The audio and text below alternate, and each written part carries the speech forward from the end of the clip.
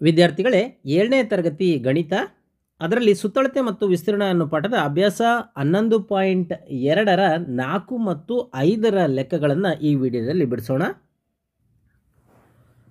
4ನೇ ಲೆಕ್ಕ, ಬಿಟ್ಟು ಹೋಗಿರುವ ಬೆಲೆಯನ್ನು ಕಂಡುಹಿಡಿಯಿರಿ. ಪಾದ, ಎತ್ತರ ಮತ್ತು ತ್ರಿಭುಜದ ವಿಸ್ತೀರ್ಣವನ್ನು ಕೊಟ್ಟಿದ್ದಾರೆ. ಈಗ ಮೊದಲನೇ ಲೆಕ್ಕದಲ್ಲಿ ಎತ್ತರವನ್ನು ಕಂಡುಹಿಡಿಯಬೇಕು. ನಾವು ಏನು ಕೊಟ್ಟಿದ್ದಾರೆ ಅದನ್ನು ಬರ್ಕೊಂಬಿಡೋಣ. ಮೊದಲು ಏನು ಕೊಟ್ಟಿದ್ದಾರೆ? ಪಾದ ಕೊಟ್ಟಿದ್ದಾರೆ. ಪಾದ 15 ಸೆಂಟಿಮೀಟರ್. ಅದೇ ರೀತಿ ತ್ರಿಭುಜದ ವಿಸ್ತೀರ್ಣ ಕೊಟ್ಟಿದ್ದಾರೆ. ತ್ರಿಭುಜದ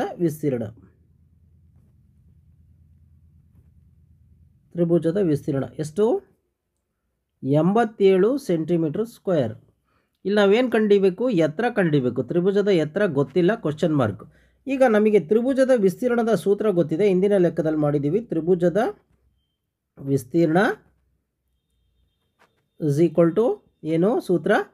ಅರ್ಧ ಇಂಟು ಪಾದ ಇಂಟು ಎತ್ತರ. ಈಗ ಅರ್ಧ ಅಂದರೆ ಅರ್ಧ, ಪಾದ ಅಂದರೆ ಎಷ್ಟು? 15. ಎತ್ತರ ಅಂದರೆ ಗೊತ್ತಿಲ್ಲ, ಅದು ಹಾಗೆ ಇರುತ್ತೆ. ಆದರೆ ಇಲ್ಲಿ ವಿಸ್ತೀರ್ಣ ಗೊತ್ತಿದೆ ನಮಗೆ. ಎಷ್ಟಂತದು? 87 ವಿಸ್ತೀರ್ಣ. ಈಗ ನಾವೇನು ಮಾಡೋಣ? ಓರೆ ಗುಣಾಕಾರ ಮಾಡೋಣ. ಸೊ ಓರೆ ಗುಣಾಕಾರ ಮಾಡಿದ್ರೆ 87 ಇಂಟು 2, 15 ಕೆಳಗೆ ಬರುತ್ತೆ ಛೇದದಲ್ಲಿ. ಸೊ 15 ಇಸ್ ಈಕ್ವಲ್ ಟು ಎತ್ತರ. ಈಗ ಏನು ಮಾಡೋಣ? 15ರಿಂದ 87 ಭಾಗಿಸ್ಬಿಡೋಣ. 15ರಿಂದ 87 ಭಾಗಿಸೋಣ. ನೋಡಿ, 15 5 75, 15 6 90 ಆಗುತ್ತೆ. ಹಂಗಾಗಿ 15 5 75 ಎಷ್ಟು ಉಳೀತು? 2. ಇಲ್ಲಿ 8ರಲ್ಲಿ 7 ಹೋದರೆ 1 ಪಾಯಿಂಟ್ ಕಟ್ಟು 0 ತಗೊಂಡು 120 ಆಯಿತು. 15 8 120. ಸೊ ಅಲ್ಲಿಗೆ ಎಷ್ಟು ಬರುತ್ತೆ? 87 ಭಾಗಿಸಿದ್ರೆ 5.8 ಇಂಟು 2 ಇಸ್ ಈಕ್ವಲ್ ಟು ಎತ್ತರ. ಹಾಗಾದರೆ ಎತ್ತರ ಇಸ್ ಈಕ್ವಲ್ ಟು 5.8 ಇಂಟು 2 ಗುಣಿಸ್ಬಿಟ್ರೆ 8 2 16ಕ್ಕೆ 6 ದಸ್ಕ 1, 5 2 10 1 11 ಪಾಯಿಂಟ್ ಒಂದು ಸಂಖ್ಯೆ ಆದಮೇಲೆ ಇದೆ ಒಂದು ಸಂಖ್ಯೆ ಸೆಂಟಿಮೀಟರ್. ಹಾಗಾದರೆ ಎತ್ತರ ಎಷ್ಟು? 11.6 ಸೆಂಟಿಮೀಟರ್. ಇಲ್ಲಿ ಬರೆಯೋಣ, 11.6 ಸೆಂಟಿಮೀಟರ್ ಎತ್ತರ. ಎರಡನೇ ಲೆಕ್ಕ, ಇಲ್ಲಿ ಪಾದ ಕೊಟ್ಟಿಲ್ಲ, ಅದನ್ನು ಕಂಡುಹಿಡಿಯಬೇಕು. ಎತ್ತರ ಕೊಟ್ಟಿದ್ದಾರೆ ಮತ್ತು ತ್ರಿಭುಜದ ವಿಸ್ತೀರ್ಣ ಕೊಟ್ಟಿದ್ದಾರೆ. ಬರ್ಕೊಂಬಿಡೋಣ. ಏನು? ಎತ್ತರ, ಇದು ಬಿ ಲೆಕ್ಕ. ಎತ್ತರ 31.4 ಸೆಂಟಿಮೀಟರ್. ತ್ರಿಭುಜದ ವಿಸ್ತೀರ್ಣ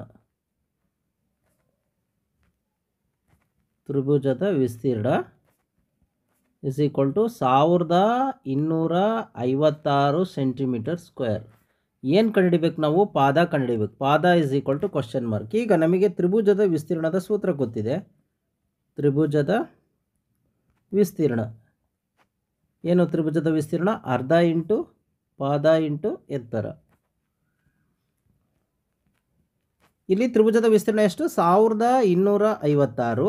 ಇಲ್ಲಿ ಅರ್ಧ, ಪಾದ ಗೊತ್ತಿಲ್ಲ, ಅದನ್ನು ಕಂಡುಹಿಡಿಯಬೇಕು. ಎತ್ತರ ಎಷ್ಟು? ಎತ್ತರ 31.4. ಈಗ ಓರೆ ಗುಣಾಕಾರ ಮಾಡೋಣ. 2 ಮೇಲೆ ಹೋಗುತ್ತೆ, 31.4 ಕೆಳಗೆ ಬರುತ್ತೆ. ಅಲ್ಲಿಗೆ 1256 into 2 divided by 31.4 is equal to ಪಾದ. ಈಗ ಪಾಯಿಂಟು ಒಂದು ಸಂಖ್ಯೆ ಆ ಕಡೆ ಹೋಗುತ್ತೆ, ಅದಕ್ಕಿಂತ ಮುಂಚೆ ಗುಣಿಸ್ಕೊಂಬಿಡೋಣ. ಗುಣಿಸ್ಕೊಂಡಾಗ ನೋಡಿ, 6 2 12, 12ಕ್ಕೆ 2 ದಸ್ಕ 1, 5 2 10 1 11 ದಸ್ಕ 1, 2 2 4 1 5, 2 1 2.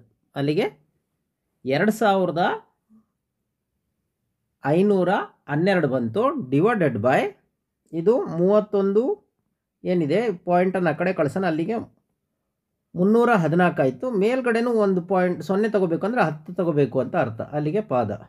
ಈಗೇನು ಮಾಡೋಣ ನಾವು? ಈ 314ರಿಂದ 2512 ನಾವೇನು ಮಾಡೋಣ? ಭಾಗಿಸ್ಬಿಡೋಣ. ಸೊ ಭಾಗಿಸ್ಲಿಕ್ಕೆ ಯಾವುದು ಸಂಖ್ಯೆ ತೊಗೋಬೋದು ಅಂತಂದರೆ 3114 ಇಂಟು 10 ಮಾಡಿದ್ರೆ 3140 ಬಂದುಬಿಡುತ್ತೆ. 314ರಿಂದ ನಾನು ಹೇಳೋದು. ಹಂಗಾಗಿ ನಾವೇನು ಮಾಡೋಣ, ಯಾವ ಸಂಖ್ಯೆಯಿಂದ ಹೋಗುತ್ತೆ ಅಂತಂದರೆ ಇಲ್ಲಿ 2 ಬರಬೇಕು ನೋಡಿ, ಬಿಡಿ ಸ್ಥಾನದಲ್ಲಿ 2 ಇರಬೇಕು.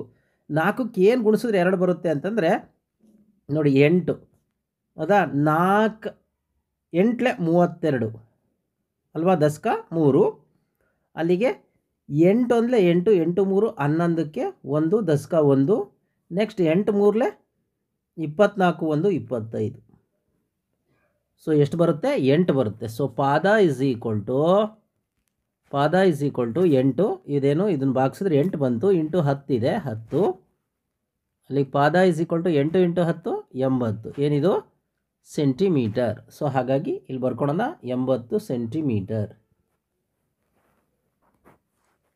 ಈಗ ಮೂರನೇ ಲೆಕ್ಕ ಸಿ ಏನು ಕೊಟ್ಟಿದ್ದಾರೆ, ಪಾದ ಕೊಟ್ಟಿದ್ದಾರೆ. ಪಾದ ಇಸ್ ಈಕ್ವಲ್ ಟು 22 ಸೆಂಟಿಮೀಟರ್. ಅದೇ ರೀತಿ ತ್ರಿಭುಜದ ವಿಸ್ತೀರ್ಣ ಕೊಟ್ಟಿದ್ದಾರೆ. ತ್ರಿಭುಜದ ವಿಸ್ತೀರ್ಣ ಎಷ್ಟಂತೆ, 170.5 ಸೆಂಟಿಮೀಟರ್ ಸ್ಕ್ವೇರ್. ಈಗ ಏನು ಕಂಡುಹಿಡಿಬೇಕು ನಾವು, ಎತ್ತರ ಕಂಡುಹಿಡಿಬೇಕು. ಎತ್ತರ is equal to question mark. ಈಗ ಸೂತ್ರ ಗೊತ್ತಿದೆ ನಮಗೆ, ತ್ರಿಭುಜದ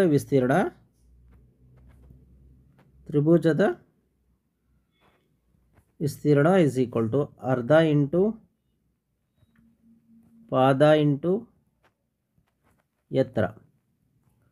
ತ್ರಿಭುಜದ ವಿಸ್ತೀರ್ಣ ಗೊತ್ತಿದೆ ಎಷ್ಟು, 170.5.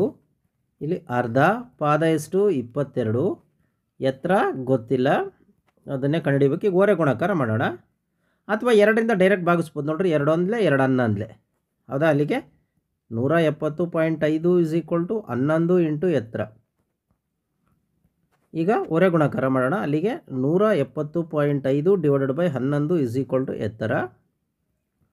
11ರಿಂದ 170.5 ನಾವು ಏನು ಮಾಡೋಣ, ಭಾಗಿಸೋಣ. ಈಗ ನೋಡಿ 11 1 11 7 ಅಂದರೆ 6 ಉಳಿತು ಹೌದಾ, 6 ಶೇಷ, ಅದಕ್ಕೆ 0 ತೊಗೊತೀನಿ, 60 ಆಯಿತು. 11 5 55, 60ರಲ್ಲಿ 55 ಹೋದರೆ 5 ಉಳಿತು. ಇಲ್ಲಿ ಪಾಯಿಂಟ್ ಇರೋದ್ರಿಂದ ಪಾಯಿಂಟ್ ಕಟ್ಕೊಳ್ತೀನಿ ನಾನು ಹೌದಾ.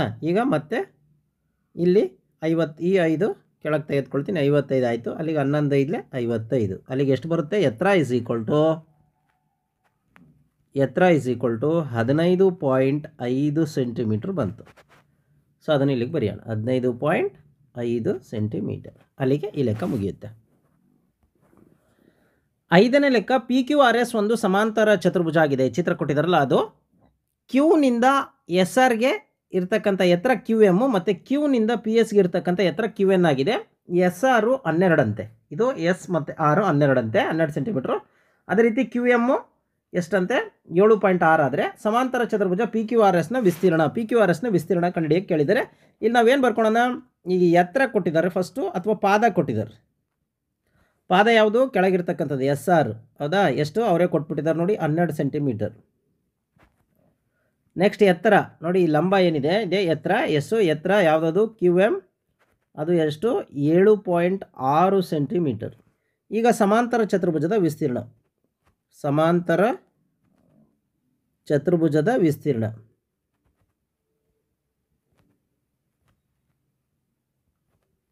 ಮೊದಲು ಸಮಾಂತರ ಚತುರ್ಭುಜದ ವಿಸ್ತೀರ್ಣ ಕಂಡುಹಿಡಿಯಕ್ಕೆ ಕೇಳಿದರೆ ಎ ಇದರದು. ಏನು ಇದರ ಸೂತ್ರ ಏನು, ಪಾದ ಇಂಟು ಎತ್ತರ. ಸೊ ಪಾದ ಅಂತಂದರೆ ಯಾವುದು, ಇಲ್ಲಿ 12 ಸೆಂಟಿಮೀಟರ್, ಎತ್ತರ ಅಂತಂದರೆ 7.6 ಸೆಂಟಿಮೀಟ್ರು. ಇದನ್ನು ಗುಣಿಸ್ಬಿಡೋಣ. 12 6 72ಕ್ಕೆ 2 ದಶಕ 7, 12 7 84, 84 7 ಕೂಡಿದ್ರೆ 91.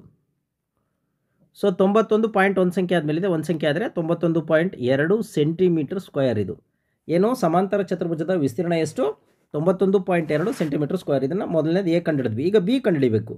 ಏನಂತೆ, P S is equal to 8 centimetre ಆದಾಗ,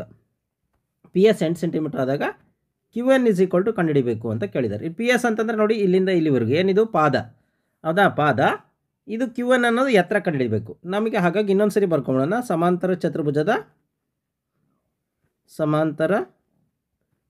ಚತುರ್ಭುಜದ ವಿಸ್ತೀರ್ಣ ಇಸ್ ಈಕ್ವಲ್ ಟು ಪಾದ ಇಂಟು ಎತ್ತರ. ಈಗ ಸಮಾಂತರ ಚತುರ್ಭುಜದ ವಿಸ್ತೀರ್ಣ ಗೊತ್ತಿದೆ ನಿಮಗೇನು, 91.2 ಪಾದ ಅಂದರೆ ಯಾವುದು? ಪಿ ಎಸ್ ಪಾದ ಅಲ್ವಾ? ಹಾಗಾಗಿ ಪಿ ಎಸ್ ನೋಡಿ, ಪಾದ ಇದಿದೆ ಇಲ್ಲಿಂದ ಇಲ್ಲಿವರೆಗೂ ಚಿತ್ರದಲ್ಲಿ ನೋಡಿ, ಪಿ ಎಸ್. ಎತ್ತರ, ಈ ಎತ್ತರ ಇದನ್ನು ತೊಗೋಬೋದು ನಾವು, ಯಾವುದು? Q N.